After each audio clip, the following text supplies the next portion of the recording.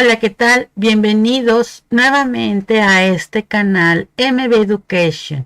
En esta ocasión estaremos trabajando con la materia de español de cuarto grado y el tema es leer poemas en voz alta. En esta ocasión estamos trabajando con la segunda parte. En la primera parte, un video anterior, conocimos algunas características de los poemas. Por ejemplo, la rima, que es la repetición del sonido de las últimas letras de las palabras que están al final de cada verso. Recordemos que los versos son cada uno de los rengloncitos que hay en un parrafito que en el poema se llama estrofa. Otra característica que conocimos de los poemas es que nos ayudan a reconocer o nos hacen sentir algunas emociones como felicidad, tristeza, orgullo, nostalgia, amor. También supimos que los poemas utilizan un recurso llamado comparación, en el que el autor compara algunas características de alguna persona, de algún objeto, de algún animal, de algún ser vivo, o con una característica de alguna otra cosa que a lo mejor no son de la misma familia o no tienen una relación directa, pero hay una cierta característica que la podemos comparar.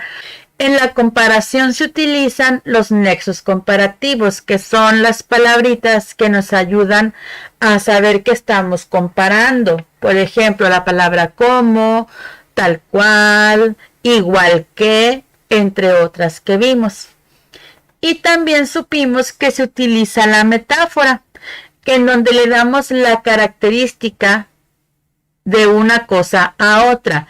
Algo muy parecido a la comparación, pero que no utiliza los nexos comparativos. Bueno, ya que recordamos esas características, ahora vamos a declamar. ¿Qué es declamar? Bueno, que vamos a leer el poema dando entonación, expresiones gestuales y corporales para enfatizar las emociones. Me imagino que han escuchado o han visto a alguna persona declamando un poema. Hace ciertas expresiones con su rostro dependiendo de lo que esté haciendo. Si es un poema triste, pues su cara demuestra tristeza. Si es un poema feliz, su expresión es alegre. El cuerpo, pues también. Las manos también ayudan a expresar la emoción que se siente en el momento. Y obviamente el tono de la voz. No es lo mismo que leamos un poema de felicidad con una voz así tranquila y monótona y triste, al darle una entonación mucho más alegre con nuestra voz. Recuerden que estos elementos son muy importantes para que quien escucha pueda identificar o pueda comprender mejor de qué se trata el poema. Hay algunos aspectos que es muy importante resaltar. Ya les comenté algunos en la diapositiva anterior. Ahorita vamos a profundizar un poquito más en ellos. El primero es la dicción, que es la forma en que pronunciamos las palabras y que esto debe ser claro. Pues al ser un poema, pues utiliza, como decíamos, muchos recursos literarios como la metáfora o la comparación. Y si nosotros no pronunciamos bien las palabras, si nos equivocamos, si las decimos muy atropelladamente, o sea que amontonemos una palabra con otra, el que no se escucha no le va a entender al poema que estamos declamando. No va a saber ni qué dice, ni va a sentir las emociones que estamos queriendo dar a conocer. Otro aspecto, como les comentaba ahorita, son los gestos, que son los movimientos del rostro y de las manos con los que podemos expresar los diferentes estados de ánimo que requieran nuestro poema. También hay movimiento, pero el movimiento es cuando estamos declamando, sabiéndonos de memoria el poema. Pues esto implica que nos vamos a mover por el espacio donde estemos parados como apoyo al sentimiento o a la emoción que estamos intentando transmitir. Otro aspecto es la naturalidad, que los movimientos, los gestos y la entonación sean acordes unos con otros. Imagínense que, como les decía ahorita, estamos leyendo un poema de felicidad y nuestro rostro es triste, nuestra postura es encorvada, nuestra cara no expresa nada. Entonces, pues quien nos escucha y nos ve no va a tener ningún sentimiento porque no estamos ayudando al poema a que los dé a entender. También está la flexibilidad, que es que nosotros podemos hacer variaciones en el tono de voz, en la intensidad, es decir, qué tan fuerte o qué tan bajito vamos a hablar, en la velocidad en la que vamos hablando. Pues hay poemas en los que se requiere que aceleremos un poquito el ritmo en unas partes y que en otras lo hagamos más calmadamente, dependiendo de lo que estemos diciendo. Y también las pausas. Es importante hacer algunas pausas que nos van a ayudar a tomar aire o que nos van a ayudar a darle como más dramatismo o mayor énfasis a ciertas partes del poema.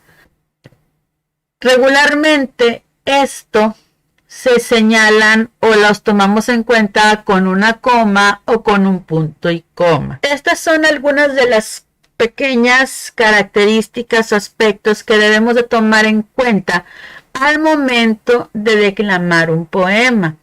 En este caso, en este tema, la forma que lo vamos a declamar va a ser leído, no lo vamos a aprender de memoria. Entonces, lo primero que debemos hacer es elegir un poema. Podemos tomarlo de nuestro libro de lecturas, del libro de español, algún otro libro que ustedes tengan en casa, de internet, de donde ustedes quieran. Después van a identificar de qué se trata el poema, cuál es el tema. Si es un poema de amor, si es un poema sobre naturaleza, sobre la mamá, sobre el papá, sobre mi país, sobre el odio, sobre el amor, sobre el miedo, del tema que ustedes crean. Esto es importante saberlo porque eso nos va a indicar el tono de voz que vamos a utilizar.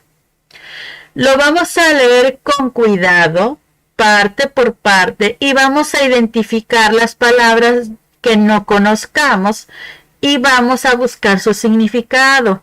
Si nosotros no hacemos esto, va a ser muy complicado que entendamos el poema y mucho más complicado poderlo recitar o declamar de forma correcta, tratando de dar a entender lo que el autor quiso expresar.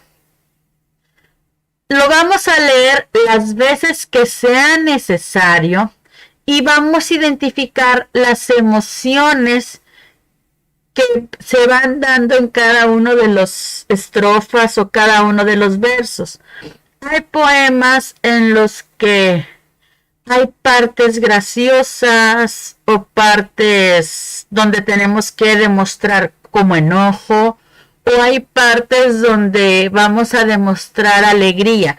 Todo eso en un mismo poema. Por eso en los aspectos anteriores hablábamos de la flexibilidad, porque en un mismo poema podemos manejar diferentes emociones y expresiones. decíamos hace un momento, es necesario que comprendas bien de qué se trata el poema, qué es lo que quiere dar a entender o qué es lo que se expresa en él, para que podamos nosotros expresarnos adecuadamente por medio de nuestros gestos y nuestro tono de voz. Identifica cuáles son las partes en las que debemos hacer mayor énfasis en las emociones, o sea, donde a lo mejor tenemos que exagerar un poquito más esa alegría o ese coraje o esa tristeza, dependiendo de la emoción que estemos leyendo. Vas a practicar tu poema todas las veces que sean necesarias. Como dije, no es necesario aprenderlo de memoria, lo vamos a leer. ¿Sí? Vas a practicarlo dando las entonaciones, haciendo las pausas, haciendo tus gestos, tus expresiones, hasta que ya te sientas cómodo y sientas que te sale natural y que no sientas que lo estás haciendo como robot, sino que tu movimiento sea natural, tu tono de voz sea natural, como cuando estás platicando una anécdota, o como cuando estás contando un chiste, o como cuando tu mamá te regaña y le estás argumentando por qué tú no tuviste la culpa, ¿verdad? O por qué es injusto que te castiguen o te regañen, ¿verdad? Nuestros tonos de voz cambian dependiendo de lo que estemos diciendo y de la emoción que estamos viviendo. Y por último, ya que tengas todo listo, que ya hayas practicado tu poema, vas a leer el poema frente a tus compañeros. Es decir, en una clase en línea, puedes grabar un pequeño videíto en el que estés tú leyendo tu poema, se vea tu rostro, los gestos que haces y se escuche claramente tu tono de voz. Como les decía, no es necesario que lo tengamos que aprender de memoria. Aquí el punto es que lo leamos correctamente como se debe leer un poema. Y para finalizar, recuerda que los poemas son una forma creativa de expresar sentimientos y emociones, y por eso debemos darle el sentido deseado con nuestra voz. Y bueno, por este momento es todo. Nos vemos en el próximo. Suscríbete a nuestras redes sociales. En YouTube, activa la campanita, y en Facebook síguenos y dale like a nuestra página oficial mbeducation.mx para recibir notificaciones de nuestro nuevo contenido y videos educativos.